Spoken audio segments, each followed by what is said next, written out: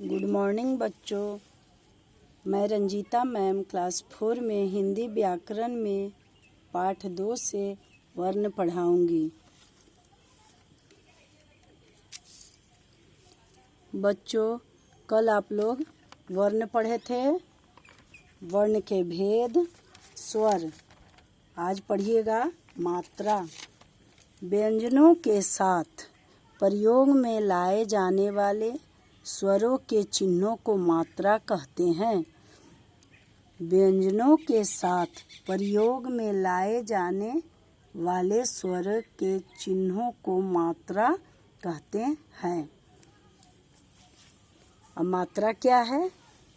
व्यंजन के साथ स्वर की मात्रा। व्यंजन क्या होता है? क। क में क जब हम बोलते हैं तो उसमें अ की मात्रा आ जाती है। क। व्यंजन के साथ स्वर शब्द कमल, कसम। आ की मात्रा जोड़ेंगे। क में का, काजल, काटना।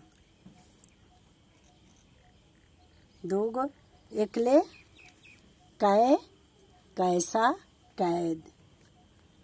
कौ, कौशल, कौन। जब भी हम व्यंजन बोलेंगे उसमें स्वर की मात्रा आ ही जाएगा।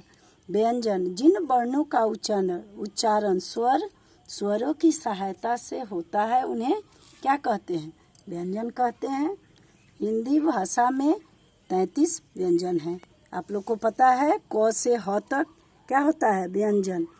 जिन वर्णों का उच्चारण स्वरों की सहायता से होता है उन्हें व्यंजन कहते हैं।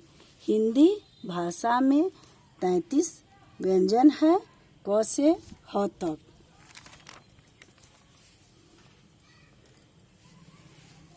सभी व्यंजन में अ स्वर मिला हुआ होता है, जैसे क, ख, ग, घ।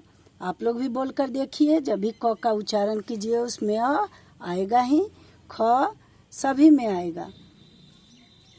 इसके बाद देखिए संयुक्त व्यंजन। जो व्यंजन दो व्यंजनों के मेल से बनते हैं उन्हें संयुक्त व्यंजन कहते हैं। जब दो व्यंजन से बनते हैं उन्हें क्या कहते हैं? संयुक्त व्यंजन। जो व्यंजन दो व्यंजनों के मेल से बनते हैं उन्हें संयुक्त व्यंजन कहते हैं।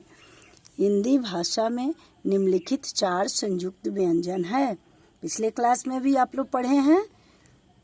कितने व्यंजन हैं? संयुक्त व्यंजन कितने होते हैं? 4। छ, त्र, ज्ञ, स्र। ठीक है। छ का क और मूर्धन्य स जब जोड़ते हैं तो छ। त और र जोड़ते हैं तो त्र। ज और य जोड़ते हैं तो ज्ञ। तलावे स और र जोड़ते हैं तो स्र। इनसे शब्द भी बनाएंगे हम। छ से रक्षा, रक्षक। त्र से यात्रा, पत्र। ज्ञ से ज्ञान, यज्ञ। स्र से श्रमिक, श्रम। ठीक है। इसके बाद हम लोग पढ़ेंगे वर्णमाला। जब स्वरों तथा व्यंजनों को निश्चित क्रम में लिखा जाता है तो उसे वर्णमाला कहते हैं। इसे क्या कहते हैं? वर्णमाला। जब स्वरों तथा व्यंजनों को निश्चित क्रम में लिखते हैं तो उसे वर्णमाला कहते हैं। जब स्वरों तथा व्यंजनों को निश्चित क्रम में लिखा जाता है तो उसे वर्णमाला कहते हैं। ठीक है बच्चों, आज के लिए इतना ही। फिर आगे कल पढ़ाएंगे। आज इसको पढ़िएगा और याद कीजिएगा।